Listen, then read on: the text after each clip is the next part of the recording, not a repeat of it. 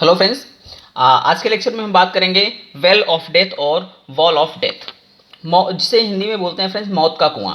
आप लोगों ने सर्कस में या किसी मेले में देखा होगा जहाँ पे वेल ऑफ डेथ में वेल ऑफ डेथ आप लोगों ने देखा होगा, लेकिन उसके बारे में आइडिया आपको नहीं होगा कि वहाँ पे भी फिजिक्स वर्क करता है।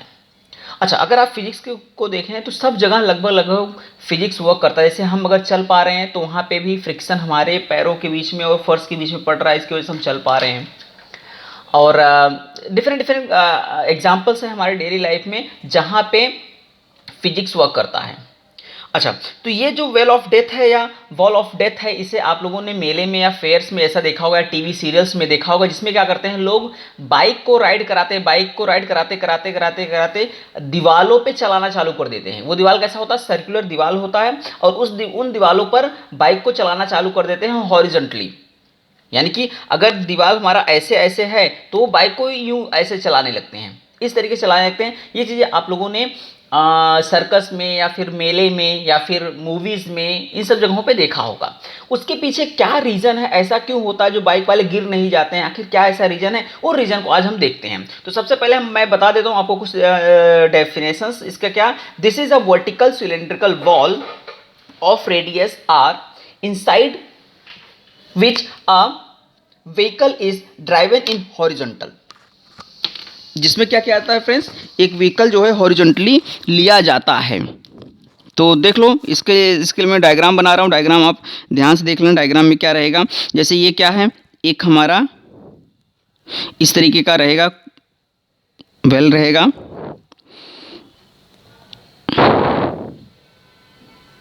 ठीक, इस तरीके का हमारा एक वेल रहेगा।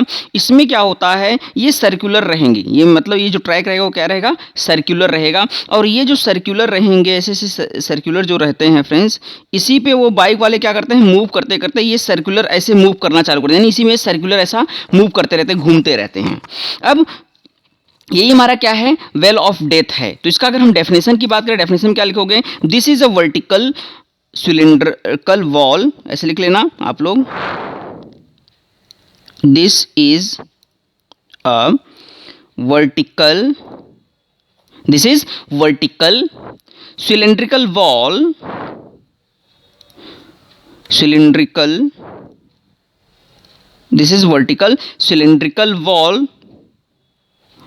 Of radius. यानी उसमें क्या होता है फ्रेंड्स, रेडियस होता है, उसको हम मान लेते हो रेडियस क्या है, आर है। आर रेडियस का ये क्या है, वॉल है, वर्टिकल सर्कुलर वॉल है। यानी वो वॉल कैसा, घुमावदार है, से घुमा हुआ है, सर्कुलर से स्ट्रेट नहीं है, वो क्या है, बल्कि इसे घुमा हुआ है। इनसाइड विच, इसमें क्या होता है फ्रेंड्स, इनसाइड विच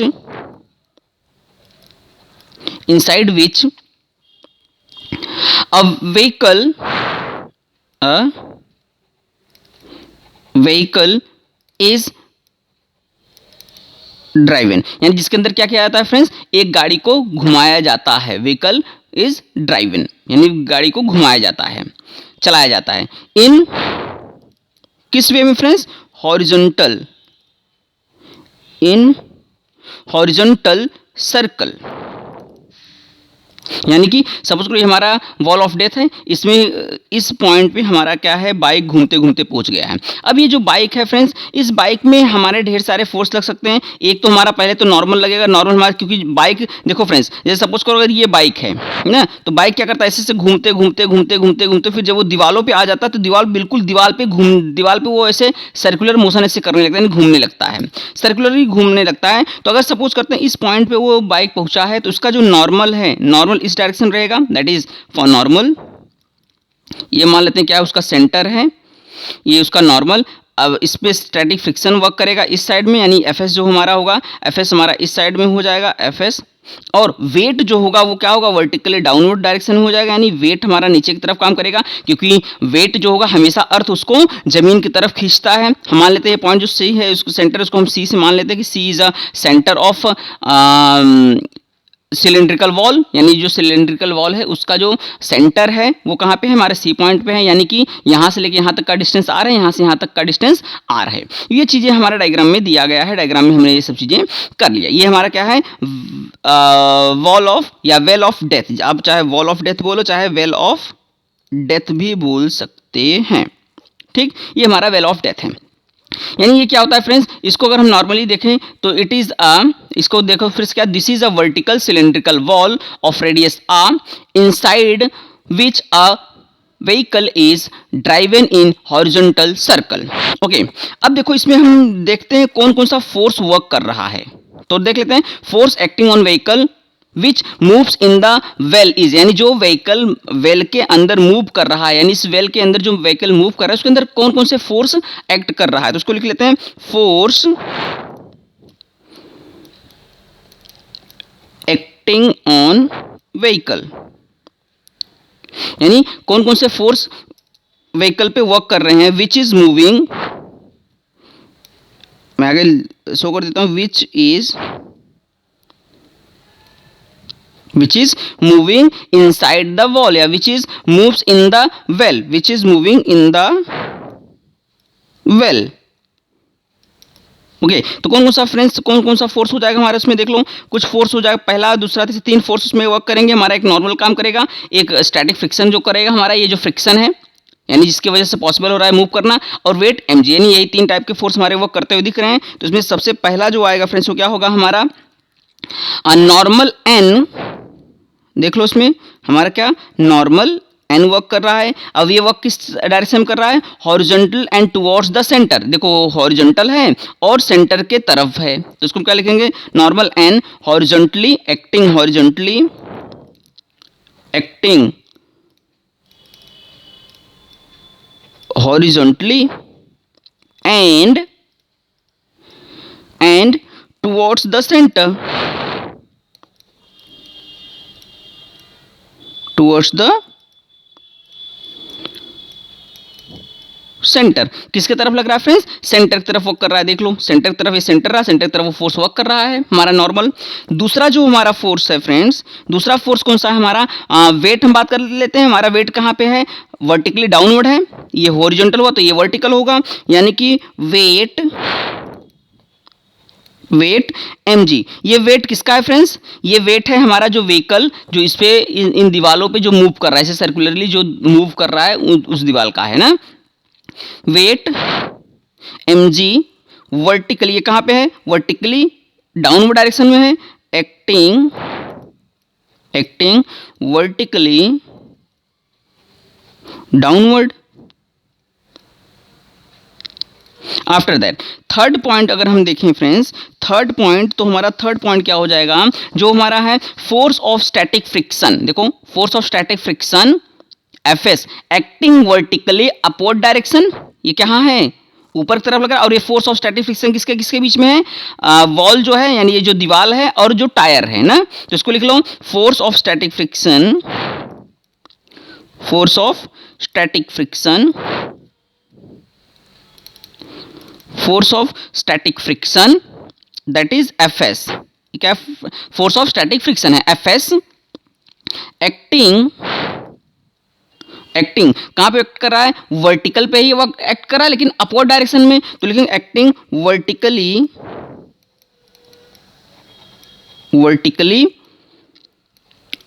अपवर्ड डायरेक्शन। और फ्रेंड्स ये जो फोर्स ऑफ स्टैटिक फ्रिक्शन है किनके किनके बीच में लग रहा है, दीवार के बीच में और जो हमारा व्हीकल का टायर है उसके बीच में लग रहा है। तो इसको आप भी इसको भी लिख सकते हो, अपवर्ड बिटवीन, फ्रेंड्स ये हमारा क्या है, between vertical wall and the tyre of vehicle. आप ऐसा दिखा सकते हो, किसके किसके बीच में लग रहा है फ्रेंड्स, दीवार और जो व्हीकल है उसके टायर के बीच में लग रहा है। ओके, तो ये चीजें हमने देख लिया कि यानी कौन कौन से फोर्सेस में लग रहे हैं। अब अगर हम देखें फ्रेंड्स, तो जो सेंटर की तरफ फोर्स लगने वाला तो उसको हम क्या बोलते हैं, सेंट्रीपिटल फोर्स। आपको कल का लेक्चर याद होना चाहिए, कल के टॉपिक में हमने किया था कि जो सेंटर की तरफ फोर्स लगता है उसको हम बोलते हैं सेंट्रीपिटल फोर्स। और यहाँ पे क्या नॉर्मल लग रहा है सेंटर की तरफ, तो नॉर्मल क्या हो जाएगा हमारा, सेंट्रीपिटल फोर्स, यानी सेंट्रीपिटल फोर्स के इक्वल होगा। सो इसको हम ऐसा कर सकते हैं, 10 फ्रॉम फिगर से हम देख लेते हैं, नॉर्मल हमारा सेंटर तरफ लग रहा है और हम ये भी जानते हैं कि जो हमारा सेंट्रीपिटल फोर्स होता है वो सेंटर तरफ लगता है, यानी कि जो नॉर्मल है normal is equals to FCP, centripetal force FCP के इक्वल होगा, और जो कि इक्वल होता है हमारा किसका, MR ओमेगा के स्क्वायर, या फिर इसको आप लिख सकते हो MV स्क्वायर अपॉन R। और हमारा Fs देखो वर्टिकली अपवर्ड में है और Mg क्या है, वर्टिकली डाउनवर्ड में है, तो यानी Fs किससे बैलेंस हो जाएगा हमारा, Mg से, and Fs equals to Mg।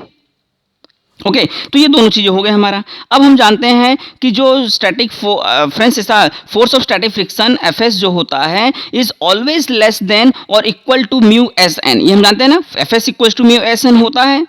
तो इसको जानते हैं, वी नो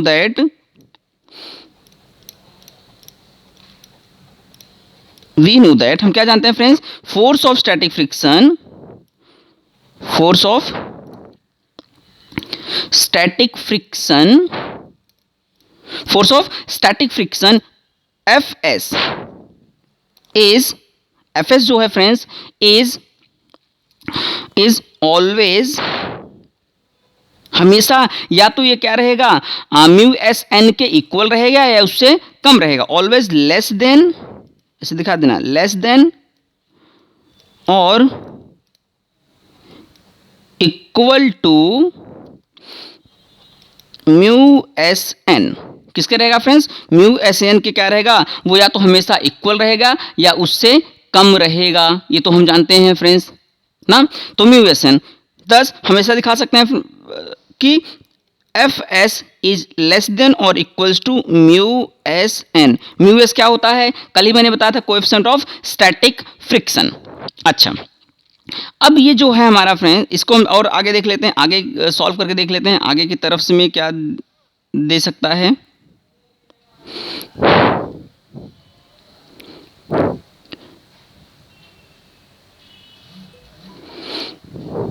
देखिए इसमें क्या दिया है फ्रेंड्स, इसके आगे का पार्ट हम यहाँ से देख लेते हैं, यहाँ से इस दूसरे तरफ देख लेते हैं क्या दिया है।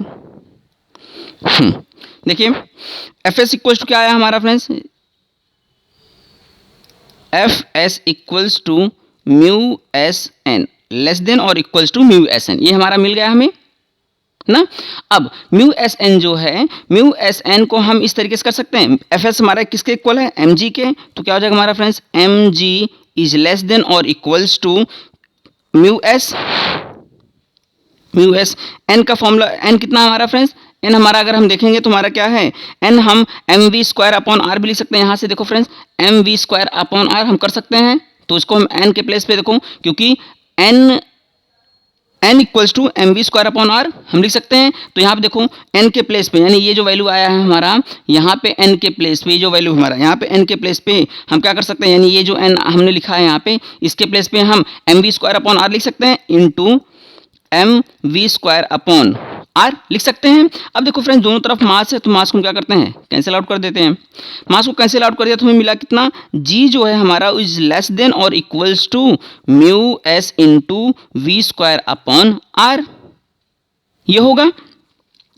अच्छा, और फिर यहाँ से फ्रेंड्स देखो ये क्या है हमारा, डिवाइड इधर जाएगा तो मल्टीप्लाइड, यानी क्या हो जाएगा हमारा, RG इज लेस देन और इक्वल्स टू, अच्छा म्यू एस इधर क्या है, मल्टीप्लाइड है, म्यू एस इधर क्या है, मल्टीप्लाइड, इधर आएगा तो डिवाइड हो जाएगा, यानी upon mu S is greater than V square, यानी इसको हम इस तरीके से लिख सकते हैं फ्रेंड्स कि V square is always greater than और equals to RG upon mu S, हम लिख सकते हैं इसको, ये हो सकता है।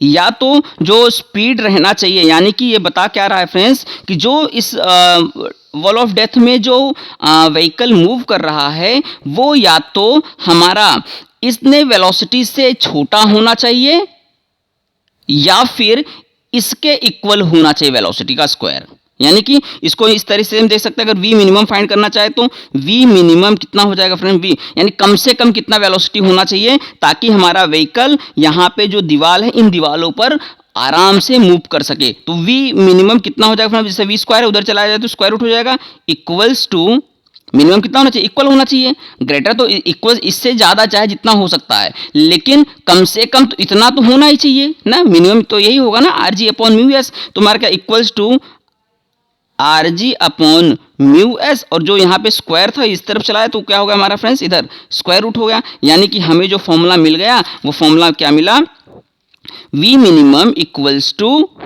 Square root of R G upon mu S. यानी कि वॉल ऑफ डेथ में मूव करने के लिए जो मिनिमम वेलोसिटी होना चाहिए वो कितना होना चाहिए, are G upon mu S के होना चाहिए। इतना वेलोसिटी से अगर मूव करेगा तो काफी आसानी से वो मूव कर जाएगा। अगर इससे कम वेलोसिटी लगा तो फिर वो क्या होगा, कोलैप्स कर जाएगा और एक्सीडेंट हो जाएगा, फिर वो मूव वॉल ऑफ डेथ में नहीं कर सकता है।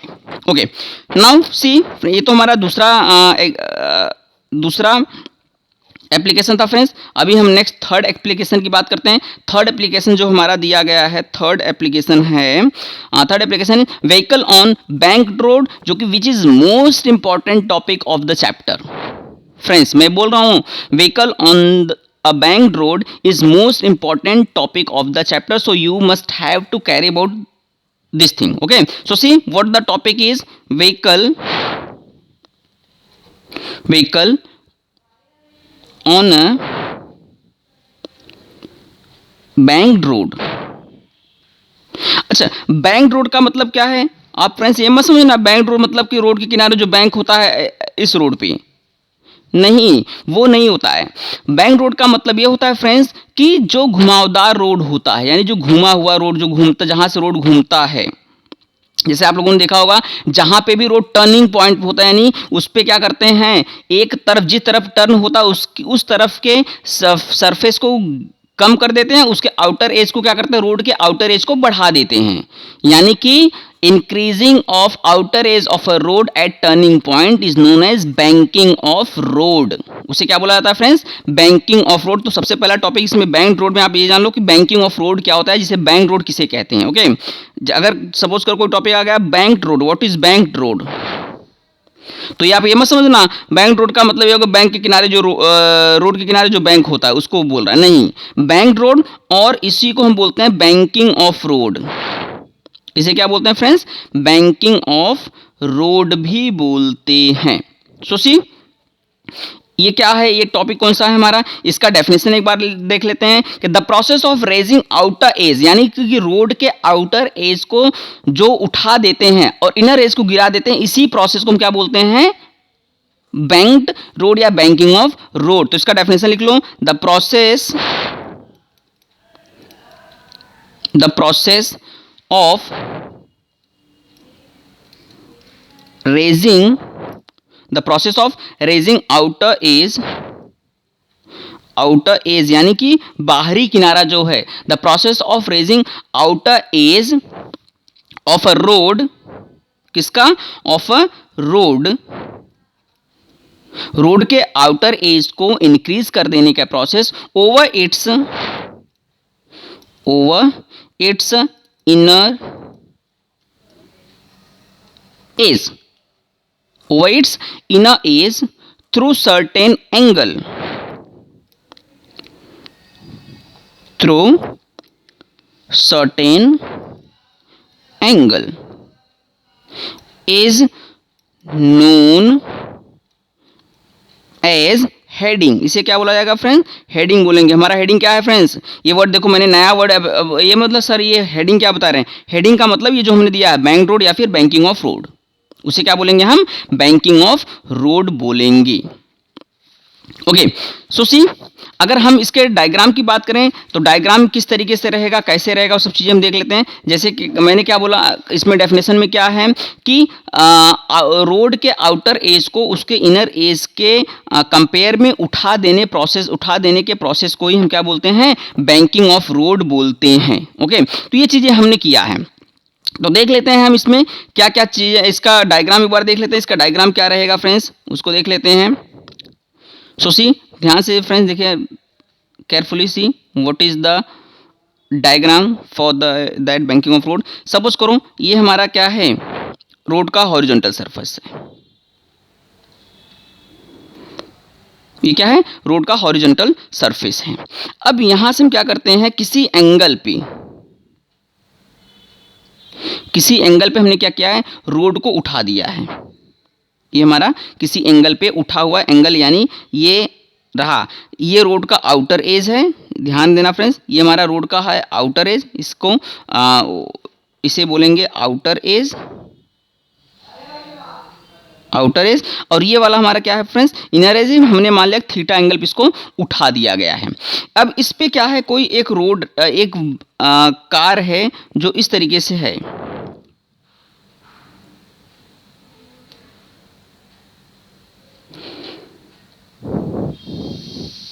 एक कार है जो इस तरीके से मूव कर रहा है। अब इसका फ्रेंड्स अगर हम बात करेंगे, इसका तो सेंटर यही होगा और इसका वेट जो होगा वो वर्टिकली डाउन इस तरीके से काम करेगा, ये उसका wait mg,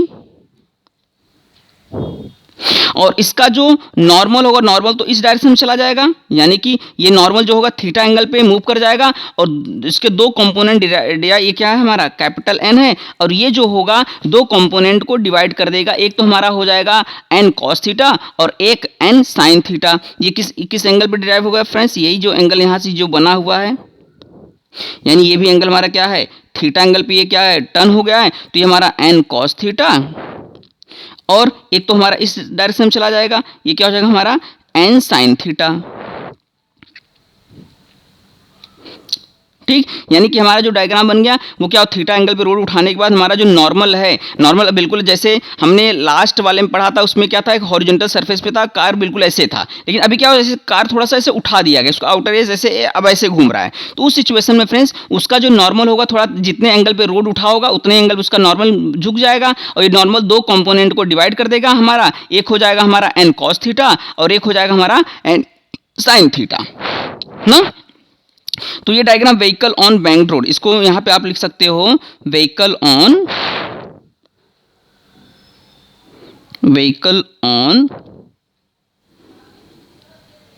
banked road. Vehicle किस पे है फ्रेंड्स, बैंक्ड रोड पे है। ओके, अब देख लेते हैं इसमें क्या क्या फॉर्म करेगा। अब इसके लिए हम क्या डेरिवेशन हम कर सकते हैं, क्या क्या इंपॉर्टेंट टर्म्स हैं, कौन कौन से फोर्स रिजोल्यूशन कैसे हुए हैं, यानी वर्टिकल कंपोनेंट जो एन कॉस थीटा है ये वर्टिकल कंपोनेंट है, एन साइन थीटा, ये सारी चीजें हम इसमें डिस्कस कर लेते हैं। ओके, तो हम मान लेते हैं, late us consider a vehicle is moving on a curved road या बैंक्ड रोड, आप जो भी बोलना चाहो। लेट अस कंसीडर, किससे आप लिखोगे कैसे, late us consider a vehicle is moving on banked road of radius r, यानी उस बैंक रोड पे घूम रहा है जिसका रेडियस कितना है r है, bank road of radius r at banking angle at angle theta, किस एंगल पे है वो फ्रेंड्स, थीटा एंगल पे है, विद द हॉरिजॉन्टल से थीटा एंगल पे उठा हुआ है जिसका रेडियस अगर हम बात करें तो वो r है, और उसी रोड पे एक कार जो है, एक व्हीकल है, वो मूव कर रहा है।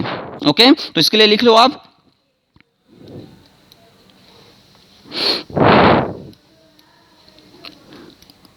let us consider a vehicle is moving, क्या कर रहा है फ्रेंड्स, एक कार मूव कर रहा है, vehicle is moving at a banked road, किस पे मूव कर रहा है फ्रेंड्स, बैंक रोड पे मूव कर रहा है, and which is of the centre, which is moving on banked road, and after that you can see at banked road of radius, यानी वो कितना ऑफ रेडियस r, कितना रेडियस फ्रेंड्स r है, and banked at angle theta, किस angle पे banked है वो friends, theta angle पे वो बैंक्ड है, यानी उठा हुआ है, झुका हुआ है, किससे, हॉरिजॉन्टल से, विद द, ऐसे लिख देना, विद द हॉरिजॉन्टल,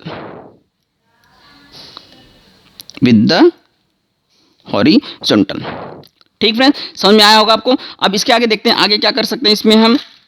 और भी डिफरेंट डिफरेंट टर्म्स हैं, टॉपिक्स हैं इसमें जो हमें कंप्लीट करके लेना। तो एक बार फिर से आप लोग देख लो कि बैंक रोड क्या होता है। The process of raising outer edge over its inner edge is known as banking of road या बैंक रोड, इसी को हम बोलते हैं। हमने फिर क्या माना, let us consider a car is और a vehicle is moving at a banked road of radius R banked at angle theta with the horizontal, जो हॉरिजॉन्टल से क्या है, बैंक्ड है। फिर इसके आगे क्या हम चीजें इसमें देख लेते हैं फ्रेंड्स, फिर से आगे क्या देखते हैं, क्या दिया है, ध्यान से देख लेते हैं उसको हम। नाउ सी, अब यहां पे जो फोर्स लग रहा होगा फ्रेंड्स, उसमें कुछ कंडीशंस आए होंगे, यानी कि जहां पे दो फोर्स एक्ट कर रहे हैं। पहला तुम्हारा वेट mg, ध्यान से अगर हम देखें फ्रेंड्स, तुम्हारा क्या है, पहला जो इसमें क्या कर रहा है वेट mg, और दूसरा नॉर्मल रिएक्शन n। देख लो फ्रेंड्स डायग्राम, पहला हमारा वेट क्या है mg, mg नीचे की तरफ लग रहा है, और नॉर्मल हमारा थीटा एंगल पे भी घूम गया है, यानी नॉर्मल दो कंपोनेंट डिवाइड कर रहा है, n cos थीटा और n sin थीटा, यही चीजें हो रहा है यहाँ पे। तो इसको हम कैसे लिखेंगे, बोलते हैं considering the vehicle to be a point and ignoring friction and other non-conservative force like air resistance, there are two forces acting। यानी कि अब आप इतना लिखना चाहो तो ठीक है, अगर नहीं लिखना चाहते हो तो आप सीधा सीधा ये चीजें बोल सकते हो कि कार इज, जो कार मूव कर रहा है वो किस तरीके से मूव कर रहा है और कितने क्या एंगल पे है, क्या कैसे, उस तरीके से आप उसको डिस्कस कर सकते हो। ओके, सो सी आगे हम क्या लिखेंगे, the considering the vehicle to be point, हम क्या मान लेते हैं, कंसीडर जो हमारा व्हीकल उसको क्या मान लेते हैं, पॉइंट मान लेते हैं। तो हम लिखते हैं यहां पे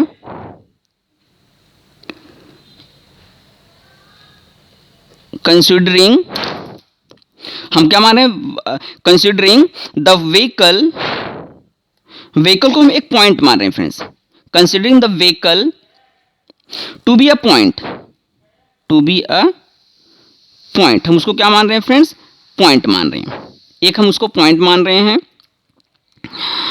एंड इग्नोरिंग, एंड इग्नोरिंग, हम इसको किसको किसको इग्नोर कर रहे हैं friends, and ignoring friction, friction को अगर हम इग्नोर कर दें, and friction and other, friction and other non conservative force, non conservative force like, कैसे, लाइक एयर रेजिस्टेंस, जैसे हवा का भी तो रेजिस्टेंस करता है, जैसे हवा भी रोकता है, थोड़ा स्पीड कम करता है, air resistance. There are two forces, इसको क्या, देयर आर टू फोर्सेस, दो फोर्स हैं, there are two forces acting, there are two forces acting on the vehicle, acting on the vehicle, किस पे एक्ट कर रहा है, व्हीकल पे, जिसमें हमारा फर्स्ट फोर्स कौन सा है फ्रेंड्स, देख लो, first force is weight mg, weight हमारा कहां लग रहा था फ्रेंड्स, वेट mg, जो वेट mg है ये कहां पे लग रहा है हमारा, वर्टिकली डाउनवर्ड, क्योंकि वेट तो हमेशा वर्टिकली डाउनवर्ड, हमेशा नीचे की तरफ ही लगता है, वर्टिकली डाउनवर्ड। और जो हमारा दूसरा है फ्रेंड्स, पहला तो ये हो गया, और दूसरा क्या है हमारा, normal reaction n, normal reaction n, normal reaction n perpendicular to the surface of road, perpendicular to the surface of road, इन रोड के सरफेस के परपेंडिकुलर। अब इसको और अगर देखें, क्योंकि जो कि हमने ये देखा था फ्रेंड्स इस डायग्राम में कि जो हमारा बैंक ये था हमारा, ये क्या था, एंगल थीटा एंगल पे ये मूव कर गया था ना, ये तो इस पे परपेंडिकुलर था, इस रोड पे परपेंडिकुलर था, लेकिन अगर हम देखें वेट mg क्या, तो थीटा एंगल पे मूव कर गया था। तो अब इसके लिए हम क्या लिखेंगे फ्रेंड्स, इसके लिए भी देख लो क्या स्टेटमेंट हम दिखाएंगे। इसके लिए लिखेंगे एट एंगल, ऐसे देख लेना फ्रेंड्स, एट एंगल थीटा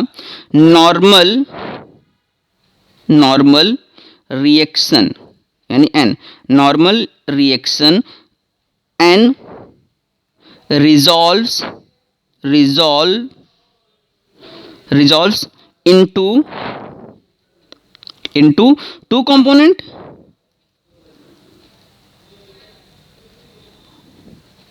दो कंपोनेंट रिजॉल्व हो रहा है into two component. First one is, अगर हम देखें फ्रेंड्स तो पहला हमारा कौन सा है, फर्स्ट वन इज, फर्स्ट देख लें, फर्स्ट वर्टिकल कंपोनेंट, जिसे है हमारा कौन सा वर्टिकल कंपोनेंट, कौन सा हमारा friends N cos theta. And second one is horizontal component, दो कंपोनेंट में हुआ horizontal component N sine theta. Okay, दो कंपोनेंट में डिवाइड हो गया, N sine theta and cos theta. अब अगर हम मैग्नीट्यूड की बात करें फ्रेंड्स तो एक बार डायग्राम आप फिर से देख लो। डायग्राम में क्या था, डायग्राम में हमारा एन कॉस थीटा किससे बैलेंस्ड है, एमजी से बैलेंस्ड रहेगा, और जो एन साइन थीटा है ये क्या है, सेंटर तरफ वर्क कर रहा है, सेंटर तरफ वर्क कर रहा है, तो यहाँ पे कौन सा फोर्स होगा, सेंट्रीपिटल फोर्स होगा। यानी कि एन कॉस थीटा हमारा किससे बैलेंस होगा फ्रेंड्स, एमजी से, और एन साइन थीटा किससे बैलेंस होगा, एफसीपी से, यानी फोर्स ऑफ सेंट्रीपिटल फोर्स से। तो देख लो, इसको हम कर लेते हैं in magnitude, in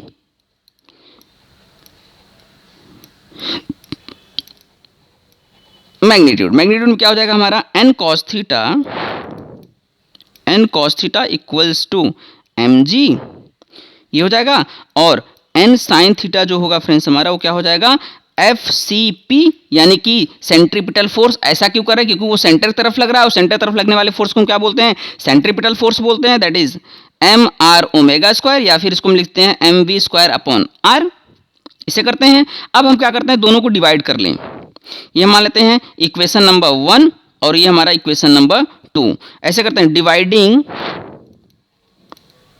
dividing equation 2 by equation 1। अगर इक्वेशन नंबर 2 को हम इक्वेशन नंबर 1 से डिवाइड करें तो क्या मिलेगा हमें फ्रेंड्स, देखो N sine theta, equation number 2 क्या, N sine theta upon N cos theta equals to, ये क्या हमारा M V square upon R upon M G. M से कैंसिल आउट हो गया, जी इसमें मल्टीप्लाई हो जाए, मिलेगा क्या, एन से एन कैंसिल आउट हो, मिला कितना हमें, टेन थीटा इक्वल्स टू मिल गया v square upon R g, g इसमें मल्टीप्लाई हो गया तो वी आर जी मिल गया हमें फ्रेंड्स ना। आगे देख लो, तो ये हमारा क्या हो जाएगा, ध्यान से अगर देखें तो tan theta equals to V square upon R G, यानी कि ये जो हमारा क्या हो गया, फॉर्मूला में मिल गया tan theta equals to V square upon R G, ये मिल गया हमें। अब इसके लिए एक कंडीशन आता है, वो कंडीशन भी हम देख लेते हैं क्या है फ्रेंड्स। कंडीशंस में हम देखेंगे क्या है कंडीशंस। कंडीशन में हमारा क्या आएगा, इसमें मोस्ट सेफ स्पीड कौन सा होगा। पहला कंडीशन क्या होगा इसमें, सबसे पहला कंडीशन देख लेंगे, मोस्ट सेफ स्पीड, यानी कि सबसे सेफ स्पीड क्या होगा कि जो बैंकिंग एंगल पे है, जो बैंकिंग रोड है उस पे कार को मूव कराना। मोस्ट सेफ स्पीड क्या हो जाएगा फ्रेंड्स, यहां से देखो जैसे हम जानते हैं टेन थीटा इक्वल्स टू क्या होता है, V square upon R G इधर डिवाइड इधर जाएगा तो मल्टीप्लाई, यानी मिलेगा क्या हमें, R G tan theta equals to V square. अब इसको हम ऐसे भी कर सकते हैं फ्रेंड्स, ध्यान से देख लो, ये इधर स्क्वायर इधर चला जाएगा, स्क्वायर रूट हो जाएगा, यानी कि हम लिख सकते हैं v equals to square root of R G tan theta, यानी इतना मिनिमम स्पीड हमारे पास तो होना ही चाहिए जो कि सबसे सेफ स्पीड है। ओके, बैंकिंग एंगल भी जान लेते हैं हमारा क्या हो जाएगा। नेक्स्ट टॉपिक हमारा कौन सा फ्रेंड्स, बैंकिंग एंगल, और एक इंपॉर्टेंट टॉपिक, यानी कि कितना एंगल होना चाहिए, बैंकिंग एंगल। अच्छा, ये जो पॉइंट्स हैं फ्रेंड्स, ये तुम्हारा न्यूमेरिकल जब आप सॉल्व करोगे उसके लिए काफ़ी इंपॉर्टेंट है। तो बैंकिंग एंगल क्या हो जाए, जैसे हम जानते हैं tan theta equals to V square upon R G होता है ना। तो इसको हम ऐसा लिख सकते हैं, टेन को उधर भेज देंगे तो टेन हमारा क्या हो जाएगा, इनवर्स हो जाएगा, यानी मिलेगा क्या, theta equals to tan inverse of V square upon R G is the banking angle. ये क्या हो जाएगा हमारा बैंकिंग एंगल हो जाएगा। ओके फिर फ्रेंड्स एक और टॉपिक आता है जिस टॉपिक को हम नेक्स्ट लेक्चर में कंटिन्यू करेंगे, दैट इज स्पीड लिमिट। क्या आएगा फ्रेंड्स स्पीड लिमिट। ओके ये हम नेक्स्ट लेक्चर में कंटिन्यू करेंगे।